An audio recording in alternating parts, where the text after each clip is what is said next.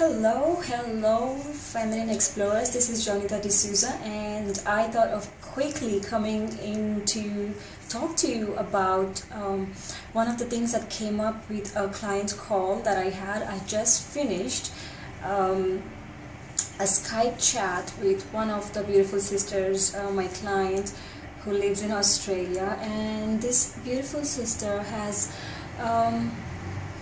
is on a very sacred path of discovering her purpose and creating her vision and walking the way of the feminine, aligning it in her personal and her business life.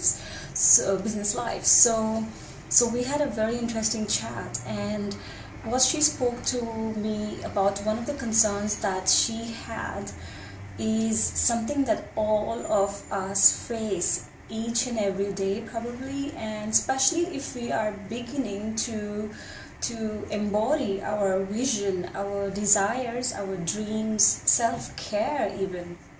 So what I'm talking is that it is your job, it is completely your job to fill your tank. It is completely your job to prioritize your dreams, your desires, your vision, your self-care, your time alone, and your personal development. And it is not your boyfriend or your husband or your father, sister, mother's responsibility. It is your responsibility, and it is up to us to prioritize that in our life instead of waiting for our loved ones to understand that for us.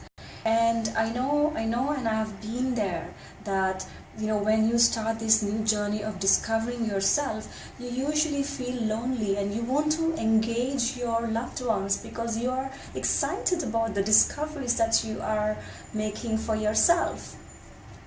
And many times what happens is that they don't seem to understand that. And it happened to me. I was so excited that I wanted to explain everything to my mom, that oh my god, I found this, and desires and dreams and vision and goal setting and emotions and feelings. But what happened was that I would not receive the same energy back from her, and that kind of put me like, no one understands me, and we all are there. But how the situation changed for me is when I started to prioritize myself, my self-care, my personal development, my dreams, desires, and vision. When I started to prioritize that, the others began to understand more of that. Because you then become an example and an embodiment of what you want. It is totally unfair to expect that from your loved ones because it's not theirs. Your dreams and desires are yours. It's not theirs, and they will not get it until you become an embodiment of it, until you begin to prioritize your dreams and desires in your life, your new habits, unless you begin to set boundaries for you to feel good. So it may be simple things like things that make you feel good. If you don't do it in a more active way, prioritizing that, people around you will not understand and will not give you the space because you are not giving them an example of who you are and who you want to be. Yeah?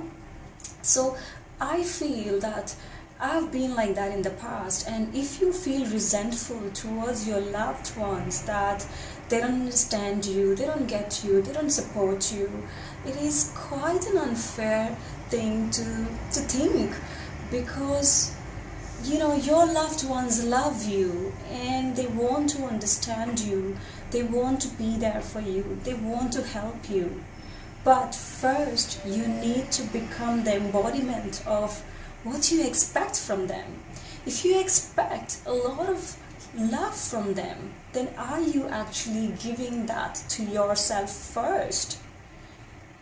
If they see how important it is for you to to experience self-love, then they will start respecting you in this way. They will start to honor you when they start to see that you embody your dreams and desires. And even though they may not get what you are talking to them and what you want from them, but they will be there for you. You know, it's a funny example that I can think of at this moment will be between me and my husband. So several years ago, you know, we would have arguments that, oh, but I did this for you, and he would say the same things back, and I did this for you, and neither of us were happy to be doing these things to each other, but we just did it for each other.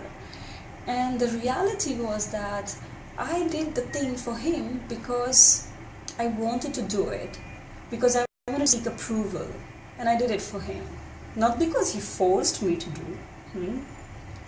And now we constantly remind ourselves. So when, for example, if my husband gets really angry about doing something for me, or something that I have asked him to for anyone else or anything else, then I always remind him that I do not want you to do anything if it doesn't feel good to you.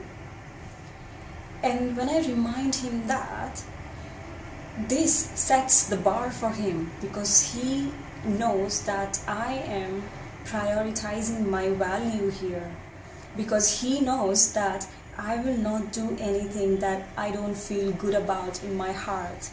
So I project that to him, and in that way he begins to respect that I follow my heart, and even if it doesn't make sense, I will do it because I follow my heart. It doesn't have to make a logic.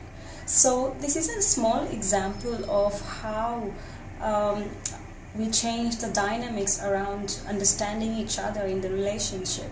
But this works with everyone else. When you start living your true values according to your dreams and desires and your self-care, then the world will start respecting you for that. But before that, you have to first begin to honor that in you and stop blaming it on your loved ones. It's nothing to do with them. It's all to do with you.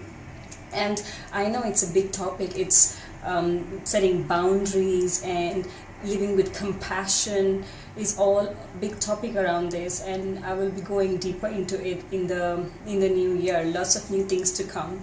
This week is also a very crucial week as we are counting down to Christmas, and we are also coming close to a very important feminine time of the year, which is the solstice, which I will talk to you about tomorrow. But for today, I just wanted to tell you that don't do this to your loved ones. Your dreams are yours. Value them and they will value you. Okay? So lots of love from me.